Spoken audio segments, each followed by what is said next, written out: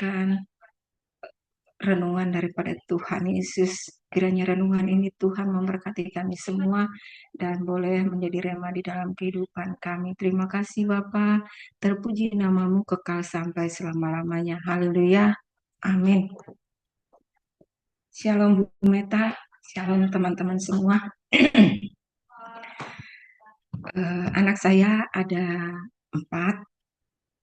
Yang pertama itu perempuan, yang kedua perempuan, yang ketiga itu laki-laki, dan yang keempat itu laki-laki. Yang nomor 1 itu jaraknya dengan nomor 2 itu kurang lebih 4 tahun.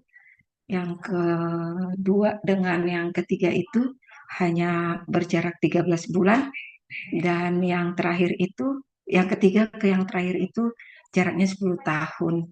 Jadi yang 3 sudah, puji Tuhan, sudah pada bekerja. Dan yang bungsu ini yang paling kecil ini masih 14 tahun. Jadi setahun yang lalu, tepatnya di awal Februari tahun lalu, pulang dari sekolah, anak saya bungsu ini setiap hari kegiatannya itu dari pagi sampai sore karena full day di sekolahnya. Tapi kalau hari Rabu itu dia tidak ada les sama sekali, tidak ada eskul, tidak ada kegiatan lain. Jadi jam 2 kurang 10 bubar sekolah, kurang lebih jam 3 udah sampai di rumah gitu. Nah, karena dia merasa setiap Rabu itu hari merdeka gitu ya, karena cepat sampai di rumah, tetangga sebelah kiri rumah kami ini ada juga anaknya kakak kelasnya kelas 3, tapi beda sekolah. Itu di negeri, anak saya swasta gitu ya. Jadi sore hari itu saya sibuk di dapur memasak, anak bungsu saya ini bermain bola di depan rumah gitu. Ketika mereka bermain bola cuman berdua gitu sama anak tetangga sebelah ini, ternyata ketika main bola ini mereka asik, saya masih dengar suaranya gitu. Hayo tendang sini, hayo tendang sini gitu. Tapi nggak lama kemudian saya dengar diam, oh paling juga jajan.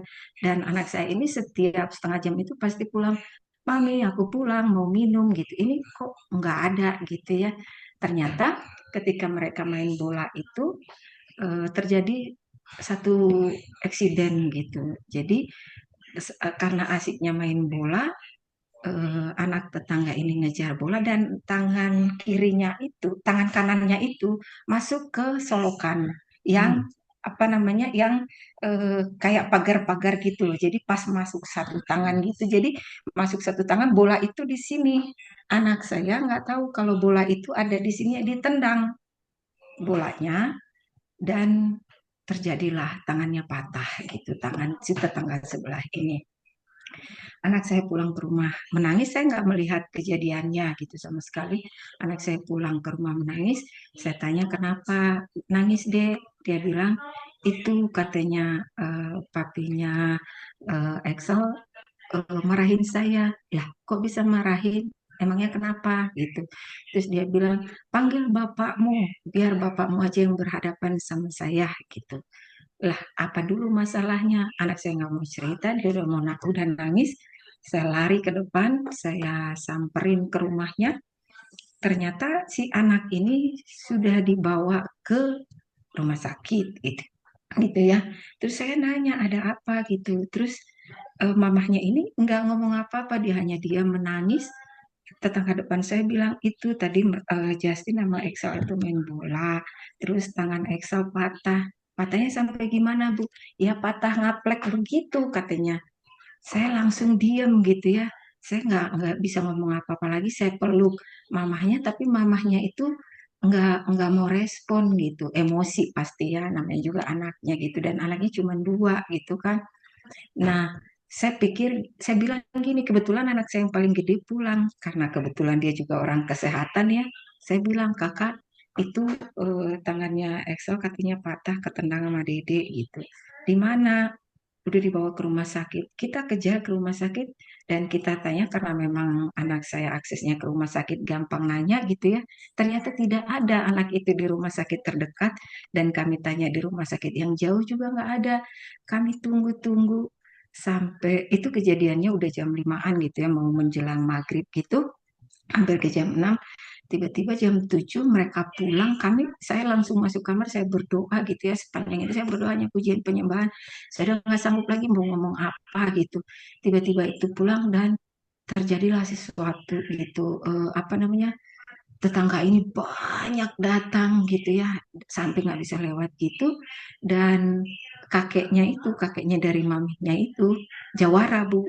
Jadi karena jawara, banyaklah orang-orang yang berpakaian hitam ala-ala jawara gitu di depan rumah saya gitu ya. Saya lihat dari atas gitu, saya lihat ke bawah. Wow, banyak sekali orang. Tuhan. Saya hanya pegang Tuhan aja. Apapun yang terjadi malam ini, Tuhan yang pegang kendali gitu. Karena saya tahu betul Jawa Barat itu seperti apa gitu ya, Bu ya. Terutama Bandung gitu. Meskipun kami tinggal di Kodia gitu ya, tapi sifatnya itu kan masih seperti itu aja. Belum tahu masalahnya apa, sudah main rame aja gitu kan ya, Bu ya. Pada umumnya seperti itu, nggak semuanya sih. Jadi saya hanya di teras depan itu, di teras atas itu saya tengkurap gitu ya, Tuhan langit tatamu, bumi tumpuan kakimu gitu ya. Yang lumpuh Tuhan bikin berjalan, yang buta melihat, yang tuli mendengar, bahkan yang mati Tuhan bangkitkan gitu ya. Kami di tengah situasi sangat terjepit begini, Tuhan yang ambil alih gitu. Tiba-tiba suami saya pulang. Begitu dia nyampe di rumah, anak bungsu saya ini sudah di kamar, sudah menangis gitu ya. Dan saya pun nggak mau menanyai dia terlalu banyak gitu. Dia pun sudah apa namanya kayak trauma gitu ya. Dia udah keringat dingin gitu. Suami saya pulang, dia peluk anaknya, nggak ditanya, nggak diapain gitu ya. Sementara mau masuk ke rumah pun suami saya udah kebingungan segitu karena begitu banyaknya masa gitu ya. Terus suami saya peluk dia, suami saya langsung suruh kakaknya orderin makanan, katanya GoFoodin makanan, katanya buat Dede. Dede, apa yang kamu mau gitu? Kamu mau apa? Anaknya hanya menangis. Terus kakaknya tahu makanan kesukaannya, di order semuanya sampai namanya makanan itu melimpah. Saya bingung. Padahal tadinya sebelum suami saya pulang, begitu saya telepon, saya udah takut. Takut diomongin gini loh. Kok kamu nggak bisa sih jaga anak gitu. Jadi saya nggak nanya suami, nggak ini, dia langsung masuk ke kamar, dia peluk anaknya, dia ciumin, terus dia bilang begini, tenang ya dek ya, ada bapak di sini, bapak yang ngadepin, kamu diam di sini ya, di kamar aja, nanti kalau bapak suruh turun turun aja gitu. Udah, akhirnya suami saya bilang, mah ini nggak bisa didiemin, kita ke sebelah aja, kalau kayak gini caranya kita seperti tidak mau tahu gitu. Iya, tapi tadi udah saya tanya pas mereka datang juga ternyata dibawanya bukan ke rumah sakit, Bu, tapi ke dukun patah gitu. Terus maksudnya anak saya gini, kalaupun dibawa ke dukun patah, ya harus dirongsen dulu supaya tahu gitu kan ya. Tapi mereka tidak setuju, ya namanya jawara gitu ya, Bu ya. Jadi mungkin pola mereka beda gitu. Terus begitu suami saya bilang ini nggak bisa didiamin, kita harus eh, nemuin mereka gitu. Nggak taunya suaminya bilang kami manggil pihak keamanan gitu. Maksudnya keamanan itu keamanan RT RW ya, Bu ya. Dan biasanya kan kalau di Kodia gitu suka ada polisi ya, polisi apa namanya, polisi RT RW gitu ya. Terus kami minta bantuannya dia untuk dimediasi, tetapi si bapaknya itu menolak. Jujur, di dalam pikiran saya sudah gini, wow, ini berapa nanti biayanya ya? Wah, tabungan saya segini, wah kayaknya nggak cukup gitu. Udah bercampur aduk. Pokoknya sampai harus sembuh gitu kan ya. Ya menghadapi masa ya harus mengeluarkan uang kan. Bagaimanapun itu harus sembuh gitu. Jadi udah banyak beban di pikiran. Begitu kami datang ke sana, si bapaknya nggak mau ini, terus tetangga pada bilang ya udah, katanya ibu pulang aja dulu sama bapak. Nah, kami pulang ke rumah. eh, tapi yuk, semua itu udah, mata itu melihat kami tuh kayak apa gitu, apalagi yang pakaian-pakaian jawara gitu ya, yang hitam-hitam gitu. Terus eh, kakeknya datang membawa lagi rombongan, tapi saya bersyukur sama Tuhan Yesus bahwa tidak ada yang satu orang pun yang ngomong dengan kami, tidak ada satu orang pun yang menyentuh kami gitu, dan kami lewat aja begitu gitu. Jadi saya percaya banget kuasa doa gitu ya, Bu ya.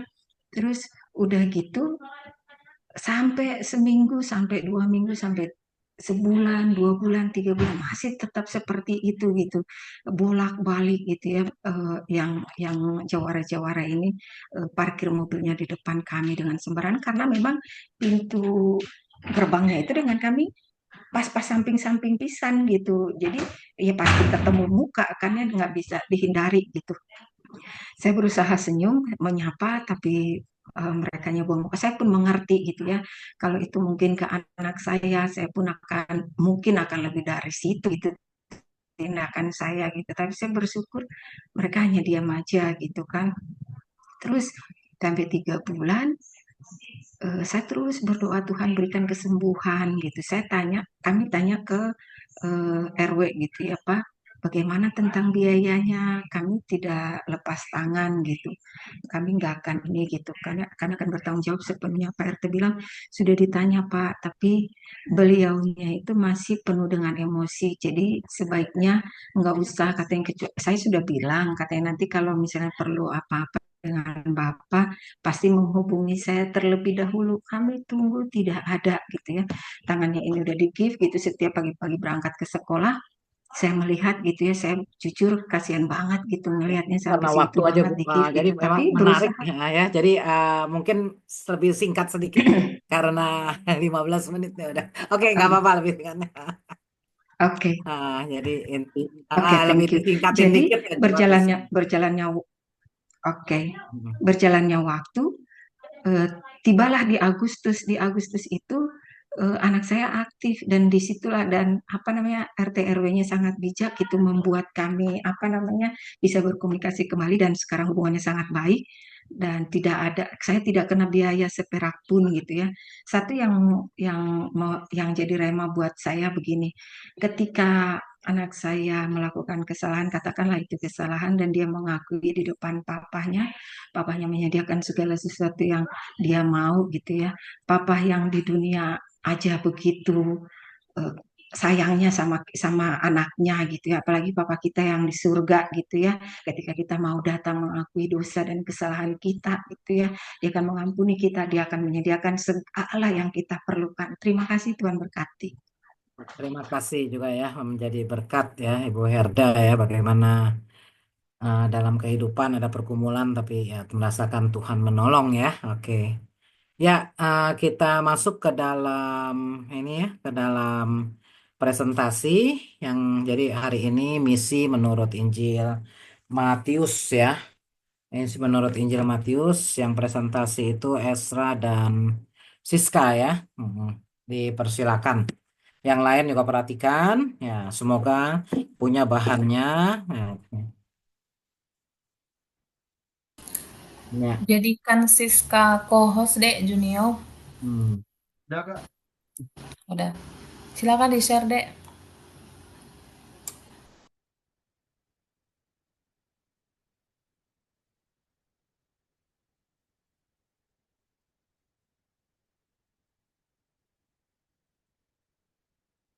Ada ya kak ya? Sudah ada dari slide awal dek. Nanti Oke. dikedein di slide show ya.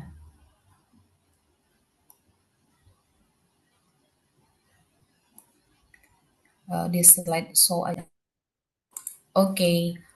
Shalom, selamat malam teman-teman. Selamat malam Ibu Meta. Selamat malam. Jadi kami dari kelompok 1 akan membawakan tugas yang sudah di-assign ke kami tentang misi menurut Injil Matius. Saya Esrawati dan Francisca. Nah, Matius ini seperti kita ketahui di dalam pelajaran sebelumnya di Perjanjian Baru adalah penulis Injil Matius. Kitab pertama Injil, belum dek? Oke, di sini dulu ya. Nah, kitab pertama Injil yang mengajarkan tentang misi. Jadi Matius dicatat sebagai satu-satunya penginjil yang menggunakan kata eklesia atau gereja dalam misinya dan yang pertama menyebut kata jemaat. Nah, jadi sebagai informasi, kondisi jemaat Kristen Yahudi pada masa itu sedang mengalami krisis identitas iman.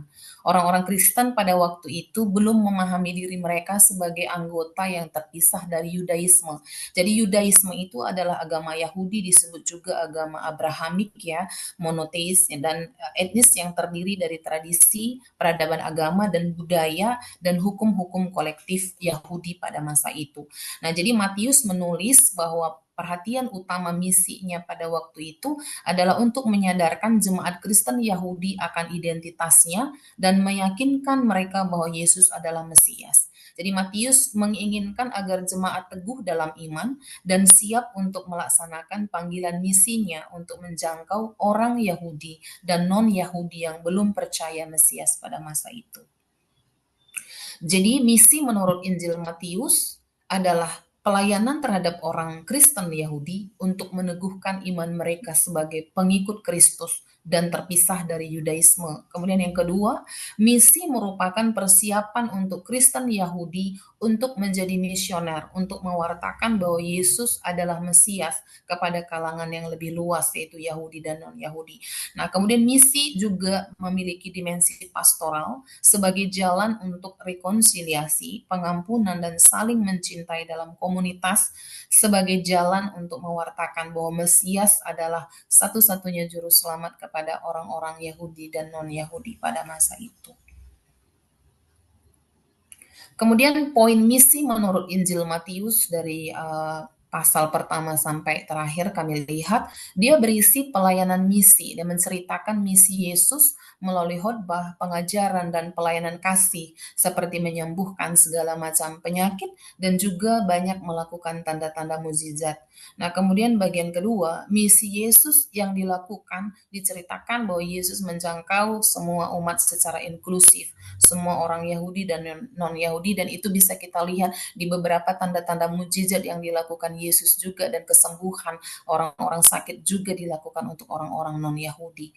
Nah, kemudian ditekankan juga bahwa Yesus adalah wahyu ilahi yang telah dinubuatkan oleh para nabi-nabi sebelumnya di dalam perjanjian lama.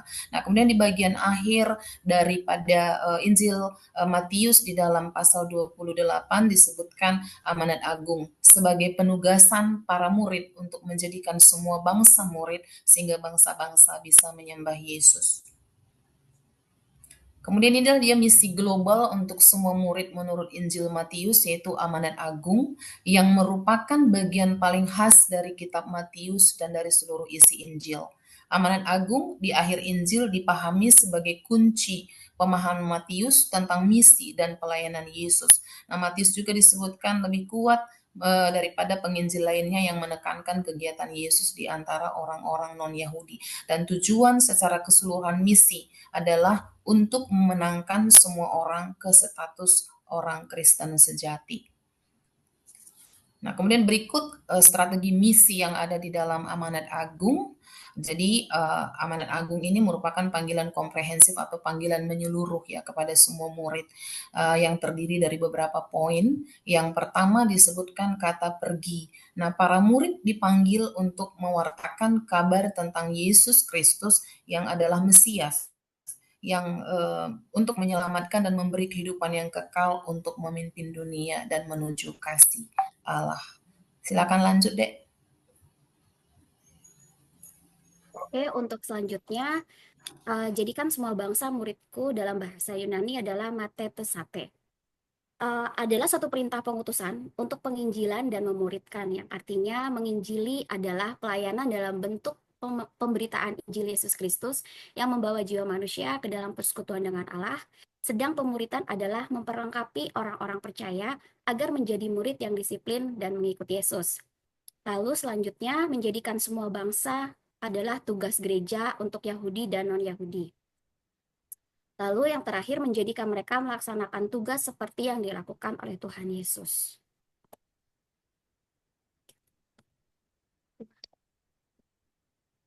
Ngeheng, Kak, bentar.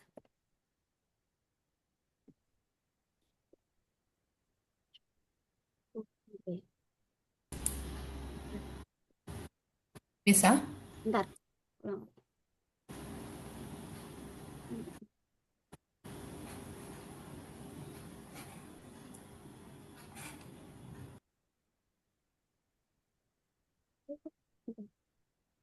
Di enter aja, Dek. Nggak mau juga. Aku udah jadi co-host belum ya, Junior?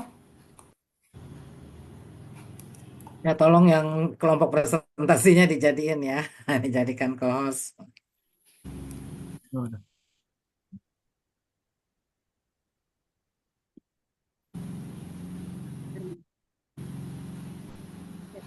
Bentar.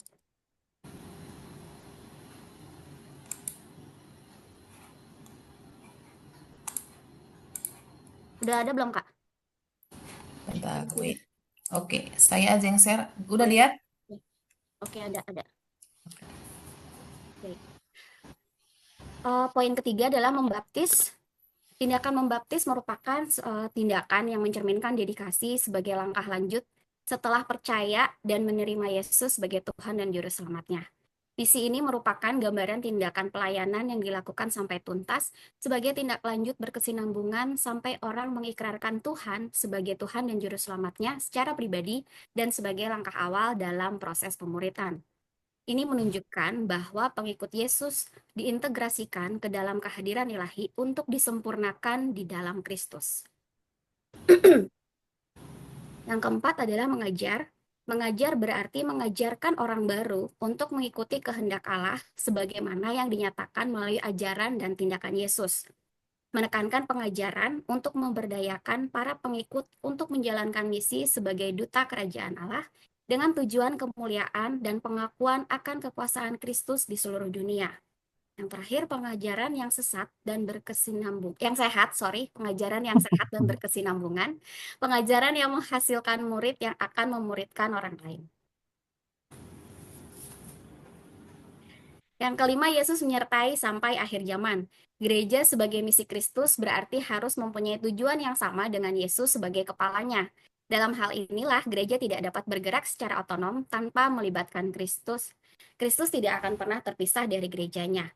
Misi adalah melakukan perbuatan seperti yang Yesus lakukan. Jadi kesimpulan dari amanat agung adalah perintah pengutusan kepada para murid untuk mewartakan Yesus kepada semua bangsa. Rumusannya tentang ajaran misi Yesus dalam Injil Matius dapat kita rangkum dalam beberapa poin kunci yang tercermin dalam amanat agung dan pengajarannya secara keseluruhan. Yang pertama, pergi, yang berarti murid harus bekerja dan bertindak. Yang kedua, menjadikan murid-murid baru menjadi pengikut Kristus. Yang ketiga, membaptis, melayani murid baru untuk mengikrarkan iman kepada Yesus. Yang keempat, mengajarkan murid mematuhi semua perintah Yesus. Yang kelima, penyertaan Yesus. Yesus menjadikan kehadirannya terus-menerus pada saat murid menjalankan misi mereka. Yang keenam, tanggung jawab misi global. Misi bukan hanya untuk suatu kelompok tertentu, tetapi panggilan untuk memberitakan kerajaan Allah kepada semua orang. Yang ketujuh, menghadapi tantangan. Yesus juga mengingatkan tentang tantangan dan penolakan yang mungkin dihadapi oleh para murid, tetapi tetap mendorong mereka untuk bertahan dan tetap setia pada panggilan mereka. Lalu ini adalah peran gereja masa kini dalam misi menurut Injil Matius. Gereja sebagai alat di tangan Tuhan yang melayani sama seperti Kristus. Kristus datang ke dunia bukan untuk dilayani, melainkan untuk melayani. Gereja harus dapat melakukan tindakan nyata bagi setiap orang yang lemah. Sebagaimana dengan Kristus yang memberitakan kabar baik, tetapi juga turut merasakan penderitaan setiap umatnya, bahkan menanggung beban umatnya. Gereja yang berdiakonia, yaitu dapat memperhatikan, bahkan menanggung beban sesamanya, serta memberikan penghiburan bagi mereka. Poin yang terakhir, gereja menjadi terang dalam dunia yang gelap. Kristus yang menjadi kepala atas gereja, maka setiap orang yang berada di dalamnya dapat merasakan kebebasan, pengharapan, dan sukacita karena mereka sudah mendengar Injil yang disampaikan oleh gereja Tuhan. Kesimpulan misi menurut Injil Matius. Misi menurut Injil Matius adalah panggilan bagi setiap orang percaya untuk terlibat dalam menyebarkan Injil dan membentuk komunitas pengikut Kristus. Ciri khas misi menurut Injil Matius adalah melaksanakan amanat agung, perintah penugasan kepada para murid untuk mewartakan Yesus Kristus kepada semua orang.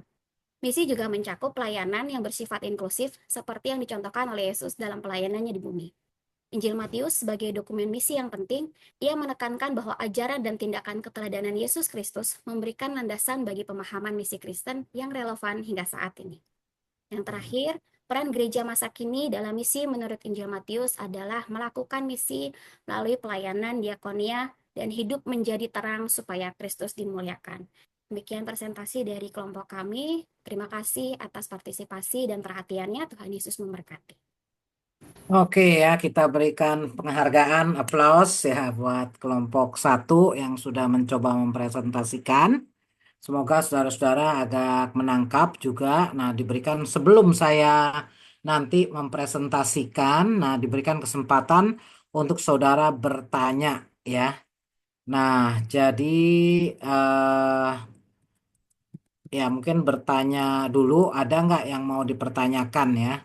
Nah, jadi kita memang melihat Alkitab, ya, bisa kita lihat misi secara keseluruhannya, PB kayak apa. Tapi kalau kita perhatikan, nanti yang bahas tentang Lukas, dia ada penekanannya lagi.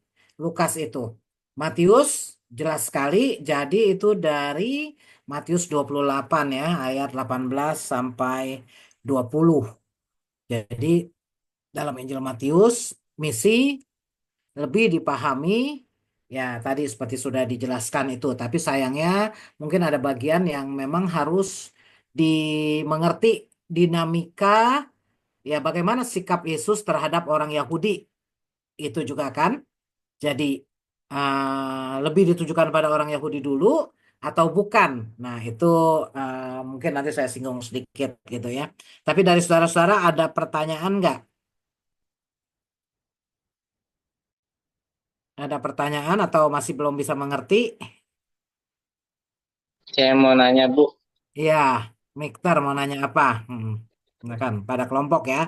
Ya, saya mau nanya pada kelompok Esrawati sama Francisca. Bagaimana penerapan misi dalam kehidupan Kristen masa kini menurut Injil Matius? Hmm. Jadi kalau kita belajar dari Matius, bagaimana itu harus diterapkan sekarang gitu kan? Iya, Bu. Hmm. Terima kasih. kasih Pak Mikter untuk pertanyaannya. Tadi sepertinya kami sudah ada share sebenarnya bagaimana peran gereja masa kini terhadap misi ya. Jadi saya buka lagi. Nah, jadi kurang lebih seperti ini ya Pak Mikter. Jadi peran gereja masa kini. Nah, jadi ini adalah bagian misi dari gereja menurut Injil Matius ya. Jadi gereja sebagai alat di tangan Tuhan untuk melayani karena Kristus juga melayani. Jadi melayani di sini bukan hanya kita melayani di atas mimbar, tapi seperti yang diteladankan Yesus melayani dalam tindakan nyata. Jadi melayani mungkin bisa kita lakukan di orang-orang yang terdekat dengan kita, ya keluarga, tetangga, rekan kerja, dan lain sebagainya dalam bidang-bidang yang mungkin Tuhan percayakan bagi kita.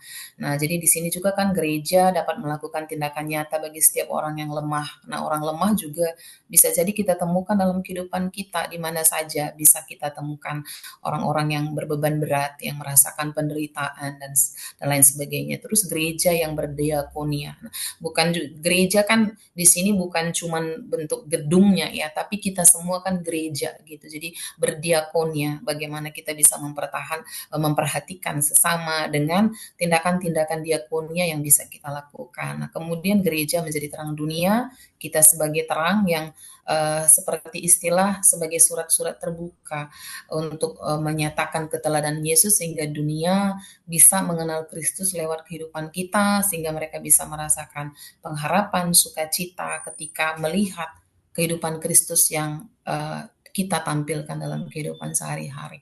Nah, jadi ini yang kami tangkap ya Pak Miktar, mungkin nanti kurang Jangan lebih. di ini dulu ya, jangan di Ya, keluar dulu dari share screen-nya. Ya, terima oke. kasih. Ini memang dari yang lain ya. Ya dimasukin data ini juga ke sini. Ya, jadi sebenarnya kalau bos ya, jadi kita mesti tahu juga memang ini ya. Kalau David Bos, dia membahas lebih fokus. Jadi ya kalau ini intinya itu Injil Matius, misi menurut Injil Matius, dia lebih menyoroti yang ada di Matius 28 kan. Walaupun ada juga di tempat-tempat lain, kayak di sini ada di Matius 8 ya. Nah kalau ini saya cuma mau menyoroti juga sedikit. Nah ini sih ngetiknya udah cukup bagus ya. Jadi saudara memang benar kalau ngetik jangan sampai salah-salah gitu ya. Ini udah baik, yang lain juga harusnya memang baik begini. Nah tapi yang di atas misalnya, ini contoh aja. Gereja sebagai alat di tangan Tuhan. Nah, itu benar nggak ditulisnya gitu, di tangan Tuhannya itu?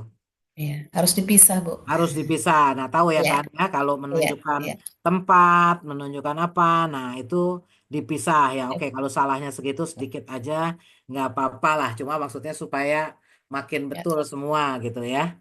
Oke, ya. apakah buat Mikter sudah jelas itu yang dijawab? Oke Bu, sudah jelas Bu. Nah, oke, Terima terima kasih. kasih Ya. ya. Mungkin satu lagi kalau ada yang mau tanya, satu lagi. Ya, Saya sekarang udah boleh boleh keluar bertanya, dari Bu. sesi. Nah, ya udah masih siapa Saya ini? boleh bertanya, Bu. Ya, Melva. Ya, tadi dikatakan kalau misi menurut Injil Matius menyoroti dari Matius 28 ayat 19 sampai 20, pergilah jadikanlah semua bangsa muridku. Nah, untuk Kak Esra dan Francisca, apa arti menjadikan murid dalam konteks misi gereja saat ini? Bagaimana aplikasinya dalam kehidupan kita sehari-hari untuk kita boleh menjalankan amanat agung Tuhan, menjadikan murid. Terima kasih. Siska mau jawab, Dek? Kayaknya sama ya, sama yang tadi kita udah apa namanya share di PPT kita yang slide ke berapa ya, yang jadikan semua bangsa muridku. Jadi dari tadi yang sudah disampaikan amanat agung, jadi ketika kita hidup kita itu sama seperti Tuhan Yesus pernah hidup, lalu kita apa namanya? Jadi secara tidak langsung kita itu menginjili dengan hidup kita. Jadi kita dulu harus jadi berkat buat orang lain. Setelah itu ketika orang tersebut apa namanya? Menjadi percaya sama Tuhan, baru nanti langkah selanjutnya adalah kita menjadikan dia murid Tuhan. Jadi maksudnya apa ya, gimana gimana? Gimana ya? Ngajarin dia eh, untuk nerima Tuhan Yesus sebagai Tuhan dan Juru Selamatnya secara pribadi.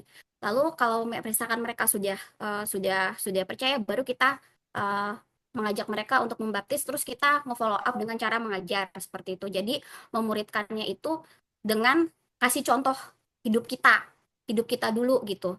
Tapi intinya kita hidup seperti Tuhan Yesus pernah hidup, dan itu yang kita liatin sama orang-orang yang kita mau muridkan seperti itu. Kayak misalkan aku kan di gereja ya, ada anak-anak youth yang aku apa namanya, aku mentorin gitu. Jadi akunya juga harus jadi teladan, akunya juga harus nyontohin. Kalau aku ngajarin apa namanya eh, tentang Yesus, ya berarti hidup akunya juga harus seperti Tuhan Yesus, seperti itu.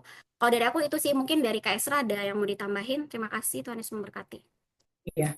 Jadi kalau itu dalam konteks pribadi sebenarnya juga kita bisa lakukan ya. Kalau saya waktu kuliah ya, saya di kampus Politeknik waktu itu saya juga menjadi KKPA gitu. Jadi terlibat di dalam pemuritan secara pribadi. Nah, kalau kita lihat konteks secara lebih besar di gereja kan banyak juga ya model-model pemuritan yang dilakukan di gereja seperti melalui kemudian lewat ibadah-ibadah kul. Nah, itu kan semua model-model pemuritan masa kini gitu. Bagaimana ajaran-ajaran yang Tuhan Yesus sudah sampaikan seperti yang tertulis dalam kitab Injil itu bisa kita bagikan juga kepada orang-orang di masa kini seperti itu. Mungkin itu jawaban kami, Dek. Iya. Bagaimana? Oke ya, jadi itu juga eh, sudah makin menjelaskan ya. Jadi eh, pergilah jadikanlah semua bangsa muridku. Nah, jadi memang kalau dalam kata murid itu udah dijelaskan juga ya, ada tersirat cukup kuat itu proses ya, proses mengikuti. Benar nggak? Jadi ketika orang memang diinjili, menerima Kristus misalnya, itu nggak cukup cuma, oh ya udah seperti itu. Ya, tapi dia harus menjadi murid Kristus. Dan kata murid itu sendiri bisa bisa diuraikan panjang, ya kan? Murid itu ya harus mengikuti gurunya, misalnya kan meneladan guru dan segala macam, ya. Nah, sekarang saya mau share saya ya. Kalau dari bos itu ya memang, tapi yang penting presentasi itu depannya jelas dan bisa disimpulkan juga cukup jelas gitu loh. Walaupun ada bagian yang dari bos itu nggak disinggung. Tadi saya katakan gitu kan. Bagaimana bos menyoroti dalam Injil Matius itu sikap Yesus terhadap orang Yahudi dan non-Yahudi. Nah, saya coba saya udah bisa share screen ya. Send request lagi ya, udah. It's not turn on ya, jadi minta send request. Udah bisa sekarang? Udah bisa. Oh ya. Kayaknya belum. Oke, udah bisa ini ya. Nah, jadi ini juga ada ya. Jadi misi menurut Injil Matius. Nah, nanti teman-teman yang belum presentasi juga bisa mengikuti. Jadi ini ada topiknya ya. Jadi lebih apa sih? Ya, apakah nanti misalnya Lukas, menurut Lukas itu sama persis nggak? Ya, kalau ditarik-tarik sih ujungnya sama. Tapi ternyata kalau kita soroti, nah misalnya kayak ayat boleh dibilang ayat yang menunjukkan tema Injil Matius. Nah, itu kalau di sini kita bisa lebih melihat Matius 28 itu gitu kan, tapi nanti dari Lukas juga ada lagi. Nah, jadi ini Matius 28 ya, ayat 18 sampai 20 di mana Yesus mendekati mereka dan berkata, "Kepadaku telah diberikan segala kuasa di sorga dan di bumi, karena itu pergilah, jadikanlah semua bangsa muridku dan baptislah mereka dalam nama Bapa dan Anak dan Roh Kudus dan ajarlah mereka melakukan segala sesuatu yang telah kuperintahkan kepadamu. Dan ketahuilah aku menyertai kamu senantiasa sampai pada akhir zaman." Ini luar biasa, saudara-saudara ya. Komplit banget. Jadi Tuhan Yesus menyatakan ya segala kuasa udah diberikan. Jadi ketika murid-muridnya juga melaksanakan tugas pengutusan ini, murid-muridnya tidak usah takut ya. Tambah lagi terus, aku menyertai kamu senantiasa. Nah, jadi apa itu misi? Bagi Matius itu lebih kuat soal discipleship ya. Discipleship itu adalah pemuritan. Nah, ini jadi makanya tadi udah diuraikan kelompok juga perintah pergi, baptislah, ajarlah. Nah, ini isi sesungguhnya dari upaya pemuritan. Jadi kalau saudara ditanya nanti UTS ya, saudara juga harus bisa menjelaskan ya. Jadi pemuritan itu apa aja sih penekanannya? Pergi baptislah ajarlah, lalu diuraikan lagi juga ya. Kalau kalau UTS memang soalnya itu esai ya. Jadi buat Injil Matius misi tidak bisa dilepaskan dari pemuritan. Nah, ini gambarnya itu kan mengikut gitu ya memang ya. Nah, Injil Matius jadi berarti memang dikenal sebagai Injil yang misioner karena ditutup dengan ya tadi perintah ya. Matius hendak memberikan bimbingan bagi komunitas Kristen untuk menyadari dan memahami panggilan dan misinya. Ya, bukan sekedar jadi Matius bukan sekedar cuma ceritain riwayat Yesus, tapi supaya komunitas Kristen itu menyadari dan memahami panggilan dan misinya. Ya, karena apa? Karena diakhiri dengan yang kita kenal dengan amanat agung, ya. Jadi di situ sebenarnya dituliskan amanat agung. Enggak ya. Jadi kita juga harus bisa membedakan, saudara-saudara, di Alkitabnya tulisannya apa persisnya, ya. Tapi kalau amanat agung itu ungkapan yang kemudian jadi terkenal, gitu kan? Nah, tapi Bos juga mengatakan ada beberapa kontradiksi dalam Injil Matius. Ya, mungkin buat saudara masih belum biasa melihat apa yang dinyatakan Alkitab sebagaimana yang dinyatakan. Kita senantiasa menafsir, lalu ya udahlah kita gabung-gabungin, gitu kan?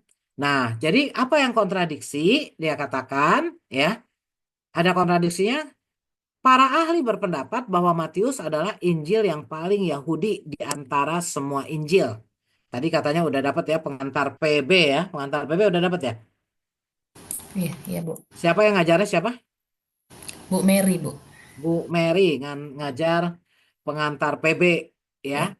Nah, jadi dikatakan nggak paling Yahudi di antara semua Injil? Iya, Bu, paling Yahudi. Kenapa? Apa yang menjadi cirinya Matius?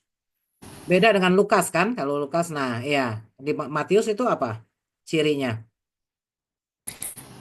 Dia terutama sekali ditujukan kepada orang-orang Yahudi gitu. Kalau Lukas itu kan dia juga banyak ke non-Yahudi gitu sih, Bu. Ya. Nah terus cirinya apa lagi cirinya? Paling Yahudi itu? Ya, di Matius ya. banyak sekali ya kutipan ayat-ayat perjanjian lama. Perjanjian lama ya. Iya kan? Dikatakan nubuat tuh kayak Immanuel. Itu ada di dalam Injil Matius. Matius. Ya, ketika Yesus dibawa lari ke Mesir, dikatakan supaya genaplah nats, gitu kan? Nah, itu. Jadi paling Yahudi dikatakan. Matius pernah dianggap seorang mualaf rabi Yahudi karena ia telah dianggap mengatur Injilnya dalam cara yang begitu rupa sehingga Injilnya mirip dengan kelima kitab pertama dalam Perjanjian Lama, ya, begitu. Mirip katanya dengan Pentateuch itu kan. Matius telah sering meyahudikan kembali tradisi yang diturunkan kepadanya. Sebaliknya, yang lainnya berpendapat bahwa Injil Matius secara konsisten dan sistematis terlibat dalam polemik melawan orang-orang Yahudi dan para pemimpin mereka, gitu kan? Jadi artinya ada kontradiksi. Di satu sisi sebenarnya dia sangat berbau Yahudi, di sisi lain ya juga ada polemik dengan orang Yahudi ya ketika ini. Nah, ada contohnya juga kenapa Injil Matius disangka paling Yahudi katanya. Ini kalau Matius 7 apa nih? Matius ini tadi ya, ini eh, bukti juga ini masih bukti kenapa disangka paling Yahudi. Ini Matius 7 dalam peristiwa apa ini? Ingat nggak? Ada yang ingat nggak? Nah, ayat-ayat ini juga saudara bisa teliti supaya saudara lebih mengerti, gitu kan? Ya, sempat baca nggak di BOS itu Esra dan Siska?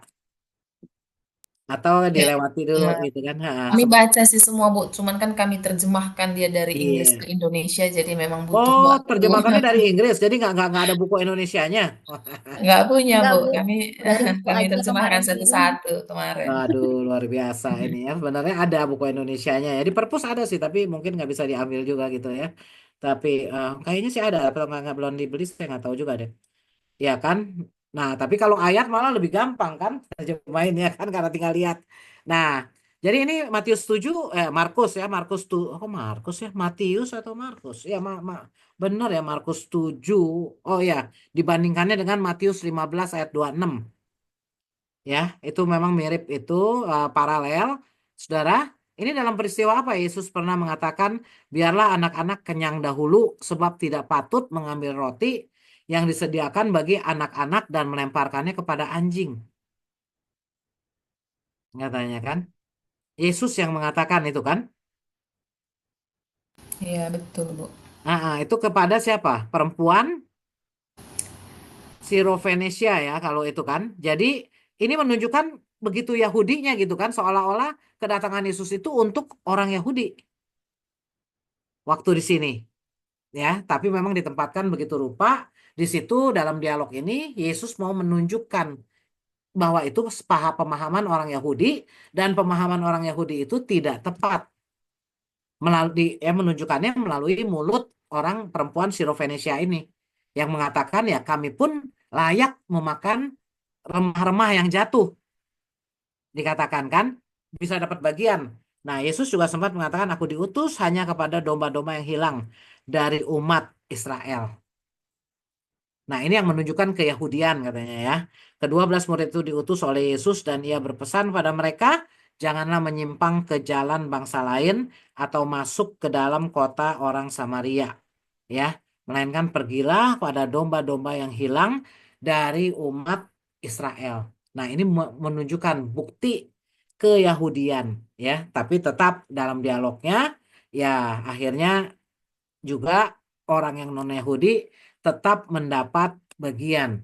Nah, kita tahu orang Israel menolak Mesias dan misinya, ya. Ini adalah paradoks yang terjadi terkait rencana Allah atas sejarah keselamatan. Oleh sebab itu, setelah kematian dan kebangkitan Yesus, muncullah komunitas non-Israel yang menerima dan mau melakukan misi Allah yang awalnya ditujukan kepada Israel. Jadi memang selalu kan dikatakan bahwa Yesus datang seolah-olah untuk Israel, tapi Israel ya tidak menerima. Ya, makanya dikatakan di Matius 21 ayat 43, ya, beda dengan yang tadi nih, ciri Yahudinya ini kan beda. Nah, lalu di sini katakan sebab itu aku berkata kepadamu bahwa kerajaan Allah akan diambil daripadamu dan akan diberikan kepada suatu bangsa yang akan menghasilkan buah kerajaan itu. Ya, mengapa terus makin ke belakang pasal-pasalnya Injil Matius boleh dikatakan makin universal. Universal. Jadi bukan lagi untuk Israel, tapi untuk semua bangsa. Itu ya. Ini saudara bisa lihat jadinya. Matius dan bangsa-bangsa. Matius mengatakan bahwa Yesus diutus bukan hanya untuk Israel, tetapi menjadi juru selamat bagi semua bangsa, katakan. Matius bermaksud supaya orang-orang Yahudi memahami bahwa mereka tidak dapat lagi dikatakan sebagai satu-satunya kelompok penerima Injil. Ya, benar. Matius sepertinya mementingkan orang Yahudi, tapi melalui tulisannya bukan lagi hanya untuk orang Yahudi ya. Meskipun Matius berpandangan keras terhadap orang-orang Yahudi yang keras hatinya, tapi Matius tidak pernah menyaksikan keabsahan yang berlanjut dari misi kepada rekan-rekan sebangsanya. Komunitas Israel tidak dapat disangkal. Namun di sisi lain, Matius pun memiliki komitmen yang sama terhadap misi non-Yahudi itu. Jadinya ya, misi non-Yahudi. Matius dan Matius di antara kedua misi itu antara orang Yahudi dan non-Yahudi ada suatu kesatuan yang penuh ketegangan ya, yang bergantungan. Karena itulah satu-satunya cara yang ia gunakan agar dapat berpegangan baik pada teksnya ya, teksnya itu janji-janji Allah kepada umat perjanjiannya dalam perjanjian PL yang tadi saya bilang ya kan supaya genaplah nats gitu kan. Nah, itu kita harus perhatikan. Ini jadi janji-janji Allah dalam untuk umatnya dalam perjanjian lama dan dengan konteksnya dukungan yang jelas dari Allah terhadap misi kepada orang-orang bukan Yahudi ya. Nah, jadi konteks itu diperhatikan. Dari tadi pertanyaannya saya lihat ditarik lagi ke konteks sekarang. Nah, kalau Matius dia bertanggung jawab dari konteks PL, bagaimana ini dia tuliskan konteks setelah kedatangan Yesus. Iya kan? Matius kan itu menuliskan tentang perjalanan Yesus. Nah, itu jadi kalau sekarang kita ya dari PLPB kita tarik ke sekarang ya.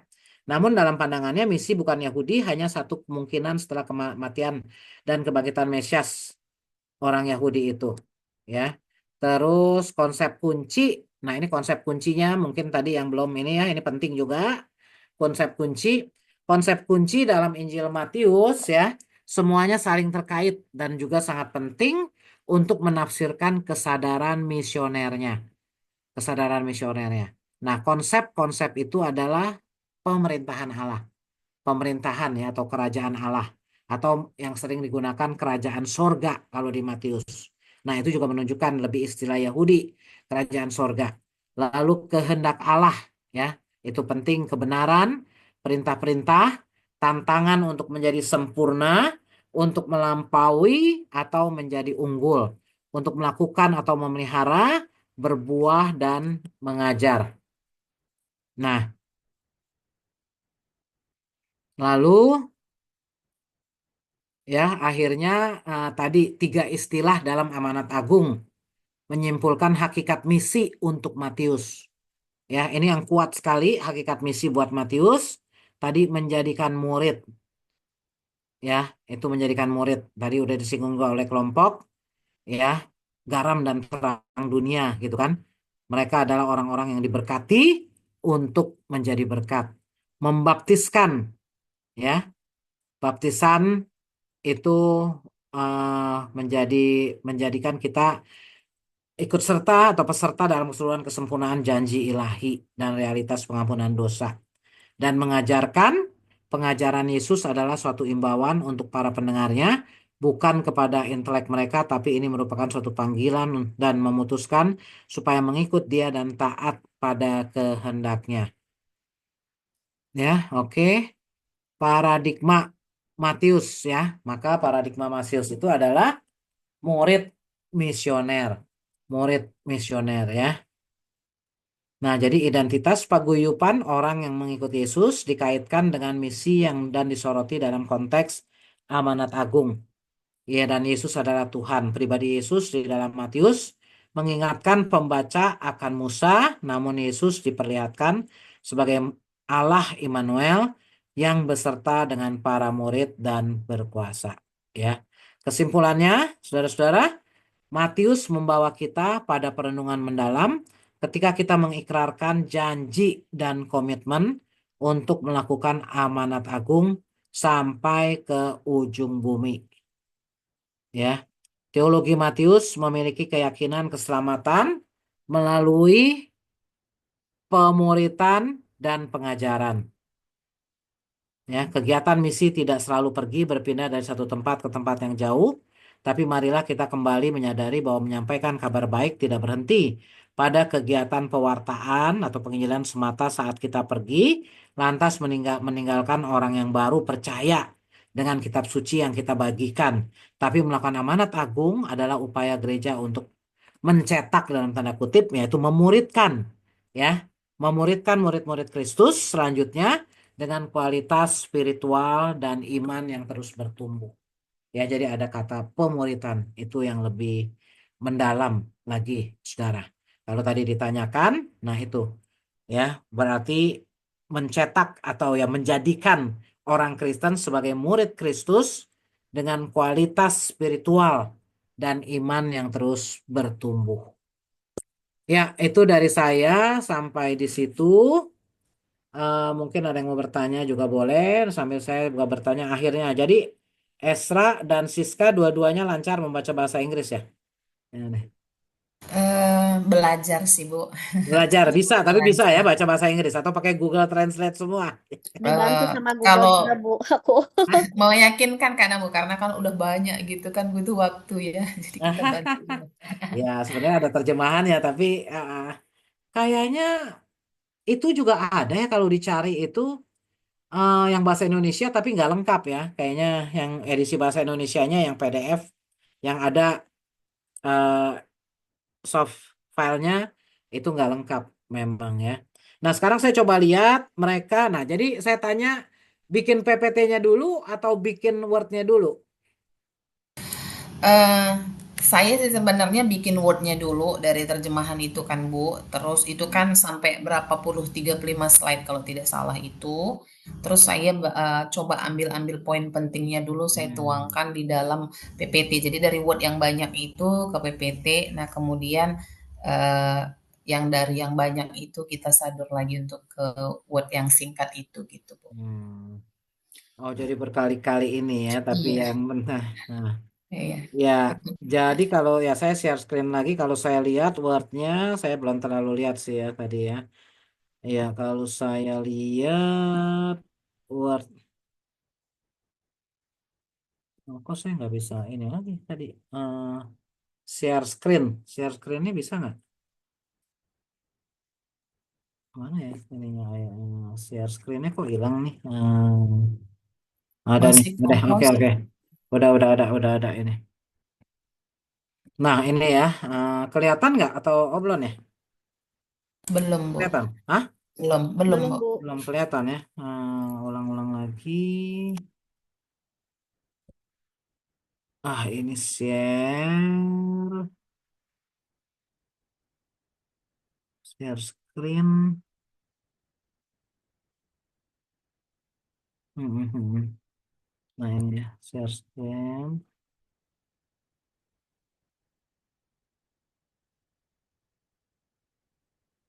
Udah ya, udah kelihatan ya. Nah ini yang ditulis oleh kelompok. Ya, memang ditanyakan harus apa enggak ya kalau supaya saya bisa baca lebih detail ya memang baik sekali baik kalau ada lah ya. Nah, jadi kalau memang ada menurut bos ya.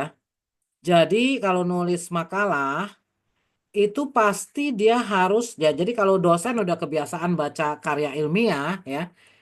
Apalagi udah ditulis nih, pengertian misi menurut bos ya. Nah, lalu kalau yang pertama menuliskan, nah ini saya sambil ngajarin ya.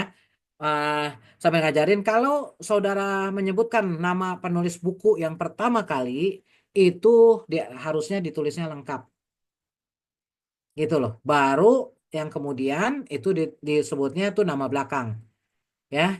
Jadi pengertian misi menurut David Boss adalah pengutusan Tuhan di mana mission beranjak dari hati Allah ke dalam. Nah, ini ke dalam juga ya. Itu dipisah ya, dipisahkan, tuliskan ke dalam dunia ciptaannya. Oh iya, Bu. Nah, itu ya kalau jadi dipisah kalau mau lebih rapi. Nah, lalu mesti langsung ada entah di sini catatan kaki atau kadang-kadang ada orang pakai catatan perut ya. Ya, kalau ringkasan sih boleh juga pakai catatan perut dalam kurung itu halaman berapa bosnya. Ya kan mesti ada buktinya. Tapi kalau mau rapi ya terus catatan kaki di sini kan udah ada mission. Nah, lalu memang mesti jelas ada pembahasan kalau dari bahasa Inggris ya memang berarti udah banyak dibahasakan lagi. Mm-mm. Mm-mm. Ya ini ya cukup bagus juga lah udah ini. Nah ini kan udah keunikan kitab Matius terfokus pada pesan Injil yang tertuju bagi orang-orang Yahudi. Nah ini tertujunya ini ada banyak ciri makanya kan di sini. Nah di sini boleh bos aja gitu kan. Nah jadi misi tidak hanya sekadar penginjilan tapi juga mencakup pemuritan. Nah ini ya kan. Oke ini nih. Nah, tapi makanya jadi yang dicari itu saya mencari catatan kakinya yang di slide malah ada semuanya malah kan. Nah, ini makanya Iya, heran Bu. kan. Mestinya kalau kayak kan ini dibuat ya saya bilang kalau di slide nggak ada ya saya bisa lihat dari sini tapi jadi agak ya nggak ini deh ya. Heeh. Poin misi menurut Injil Matius. Nah, mungkin istilahnya juga bukan poin ya. Nah, itu kan. Nah, kalau saudara nulis bahasa Inggris, nah itu juga ada ketentuannya.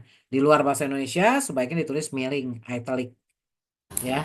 Ya, Jadi Bu, ya. misalnya inti misi ya, poinnya kan itu bisa inti misi menurut itu ya. Nah, ini catatan kaki ada muncul di sini. Tapi setahu saya catatan kaki itu fontnya beda ya. Kalau ini fontnya malah kayaknya lebih gede nih bedanya. Biasanya catatan kaki itu lebih kecil, ya. Nah, jadi kalau kasih tanda kutip segala itu mesti rapi. Jadi kalau mau dirapihin nih untuk yang lebih bagus lagi, ya, ini tahu-tahu ada tanda kutip di belakang. Lihat nggak? Amanat Agung. Iya, Bu. Di depannya nggak ada. Nah, jadi Ya. ngetik itu mesti teliti, saudara. Karena saudara calon sarjana. Bayangin kan, kalau anak SD ngetik salah-salah boleh. Tapi ini calon sarjana gitu kan. Nih. Nah, ini benar kan ayat ini amanat agung. Nah, selalu makanya nggak ada depannya. Amanat agung di akhir Injil harus dipahami sebagai kunci pemahaman Matius tentang misi dan pelayanan Yesus. Itu benar itu makanya ya. Nah, jadi teman-teman udah ditolong nih dengan ada wordnya ya. Walaupun saudara harus ini dengan ada wordnya nih nanti kalau ya saudara kerjakan refleksi segala mungkin ya itu kuis atau refleksi lah gitu ya kira-kira. Tapi kayaknya nggak ada yang harus dikumpul setelah kuliah ini kan kayaknya ya. Maksudnya minggu depan juga gitu ya. Kapan lagi tahu baru kumpul kuis itu masih kapan lagi atau sekarang udah ada juga? Ya mestinya sih tiap habis ini saudara bisa membuat refleksi ya. Jadi misi menurut Injil Matius itu apa? Gitu kan? Lalu ya apa yang dikatakan tentang orang Yahudi dan non Yahudi tadi. Nah itu pengertian amanat agung ini ya. Nah ini juga. Nah ini ada catatan kakinya ya kalau yang itu heran. Ya, jadi mesti konsisten ya. Kalau ada catatan kaki, ya bos juga ada catatan kaki ya ini ya. Nah, ini daftar pustaka. Ya, ini juga masih Meryl Tenay ya. Salah ini ya, Meryl Tenay. Ya, jadi cara penulisannya kalau catatan kaki gimana? Daftar pustaka itu. Harus belajar ya, supaya benar gitu kan. Benar nggak ditulis begini? Enggak, Bu. Itu kami tulis manual itu sebenarnya. Belum masuk itu Ya, sebenarnya ke catatan kaki di atas. Belum sempat ya, diperbaiki tadi, ya, Bu. Nanti kami ya rapikan. manual pun maksudnya Iya, susunannya salah. iya. Jadi mesti Iya. mengikuti aturannya ya mungkin ya. Jadi Oke. nah oke oke. Nah itu teman-teman. Jadi yang memang mau ada wordnya ya nilainya memang lebih baik gitu ya. Tapi pokoknya paling nggak sih presentasinya harus bagus buat teman-teman semua juga ya. Tadi saya udah posting yang sudah diterima. Kalau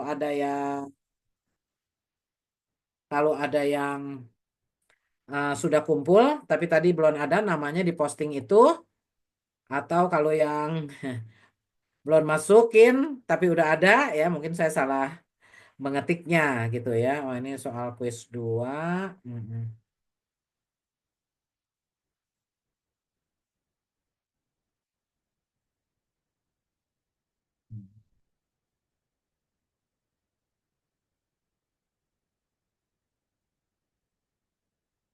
Oh, sebentar, saya lagi baca kuis 2 ini nih.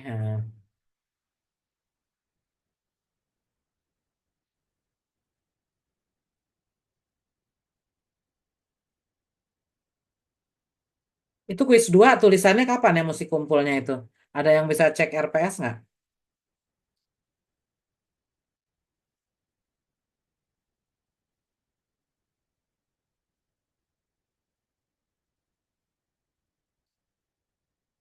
Mm-mm.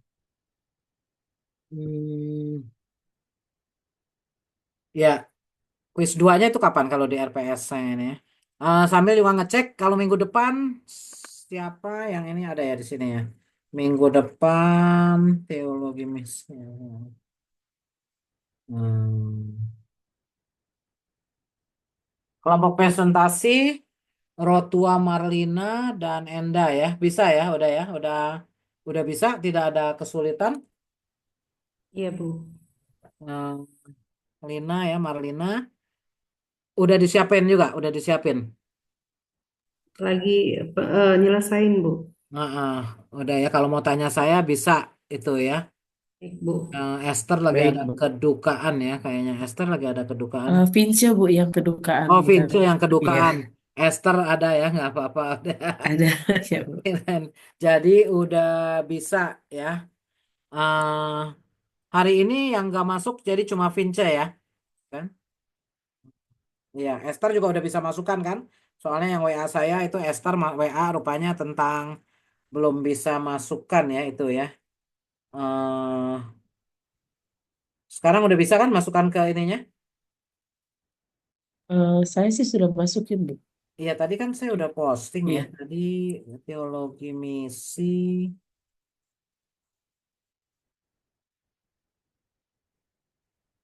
Mana ya? Oh, saya belum kirim kok ya. Tadi saya kirim kemana nih?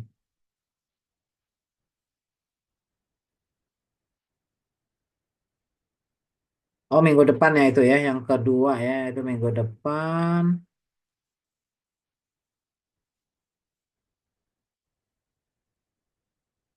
Hmm. Yang udah diterima ini nih. Tadi saya belum kirim ya. Tadi saya kira saya udah kirim.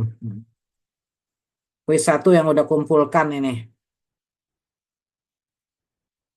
Udah ada belum.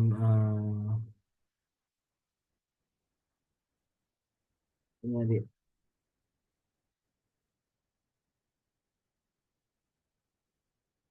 Endah belum ada ya kayaknya ya. Yang udah rasa kumpulkan tapi belum. Oh, Esther ini pakai nama Esther kan? Atau Iya, Bu. benar? Iya, Udah Bu. ada kan? Ini yang udah ada berarti kan? Masuknya pakai nama Esther kali ya di Google. Iya, iya, Oh ya di, udah, iya, ya ya udah betul. sedang, iya. Jadi berarti Makasih, Bu. yang belum ada 4 orang tuh. Siapa aja ada makanya kan? Benar nggak? Emang belum kumpulkan. Ya, Deresman belum kumpulin. Belum ya? Iya, Bu, belum, Bu. Nah, kenapa ya harus ya segera tuh harus segera disusul. Ronald juga belum ada, Ronald. Belum, Bu. Wah, kenapa nih juga ya? Siapa lagi yang belum? Siapa lagi? Tempo hari. Jeremia ya? Jeremia belum? Hah? Belum. Giovanni kayaknya Iya, belum. dia belum kumpul. Jeremia juga belum ya? Ya, Bu, belum kumpul. Tuh, ya, yang belum segera nanti banyak tugas lain lagi minggu depan udah ada kuis lainnya juga ya. Bu, mau nanya, Bu. Ya, itu tempo hari kan Jovan belum ya? Oke juga. Kenapa? Yang mana? tempo hari teman saya itu Gevano. Jadi Gevano pun dia belum tahu tugasnya.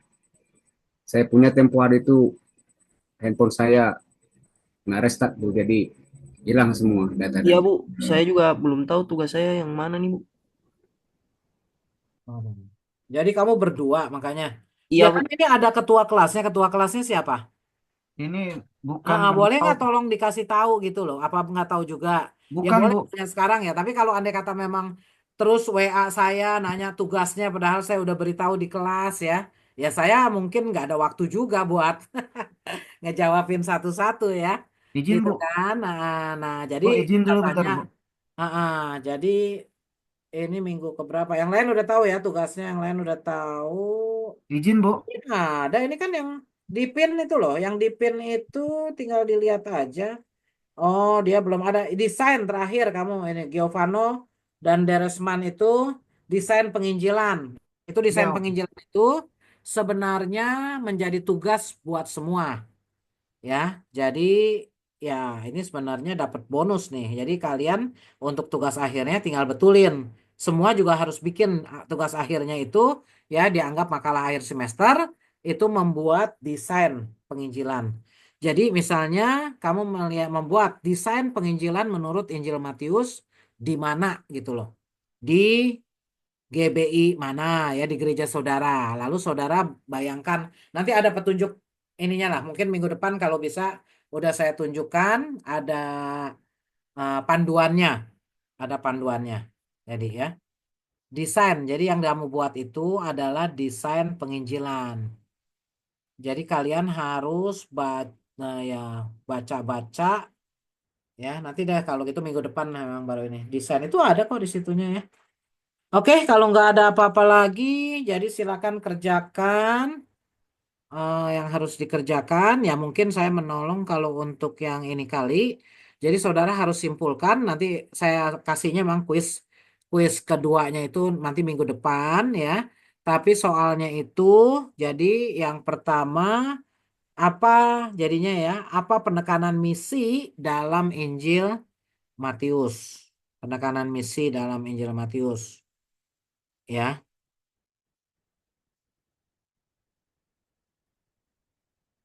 Dan kontradiksi apa yang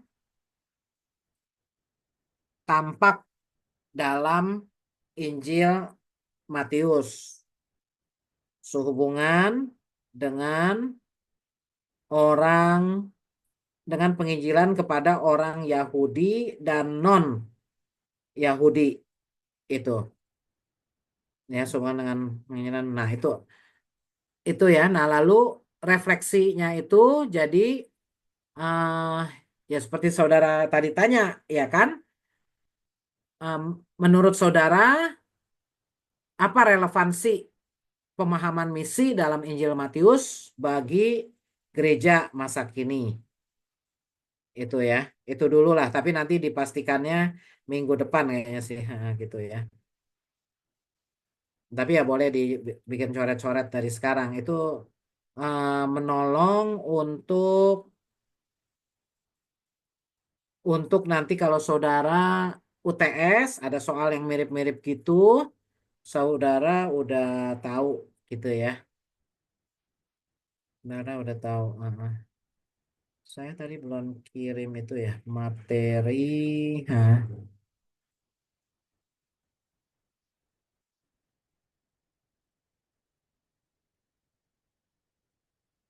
ya udah. Ada pertanyaan lagi nggak? Dari yang saya presentasi ataupun dari apa? Kalau ada pertanyaan lagi silakan. Ini saya kirim deh materi saya yang tadi ya. Hmm, ya saudara bisa pelajari juga sambil lihat-lihat bahasa Inggrisnya bos. Kalau nggak ngerti PPT-nya yang saya ini.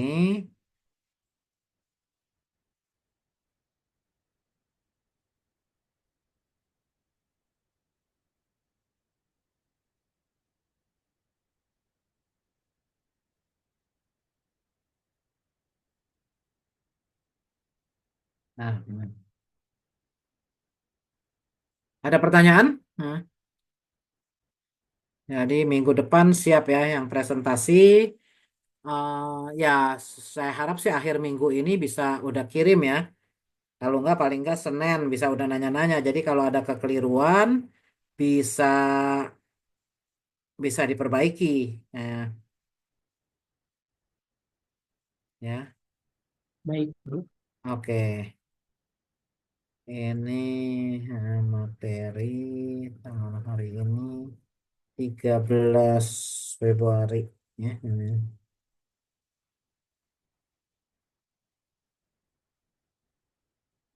Oke, kalau tidak ada apa-apa lagi, silakan tutup yang tadi buka Ibu Herda ya. Nah, silakan. Bu, maaf Bu, Hmm. boleh tanya? Saya tadi agak kurang dengar yang nomor satu, dua, tiga, nomor satu. Saya belum tahu. Pertanyaannya apa tadi Bu? Maaf. Ya, nanti saya ini lagi dan nanti saya tulisin deh kalau Oke, itu. terima kasih Bu. Oke, terima kasih. Kita satukan hati, kita berdoa. Tuhan Yesus, terima kasih. Kami sudah selesai pembelajaran teologi misi bersama Ibu Meta. Berkati Ibu Meta serta keluarganya, Tuhan. Pakai lebih lagi Bapak untuk kemuliaan nama Tuhan Yesus. Sekarang Tuhan, tiba saatnya kami akan beristirahat. Kami serahkan seluruh tubuh, jiwa, roh, nyawa kami ke dalam tangan Tuhan Yesus. Terpuji namamu Tuhan, kekal sampai selama-lamanya. Haleluya. Amin. Amin. Oke. Nah.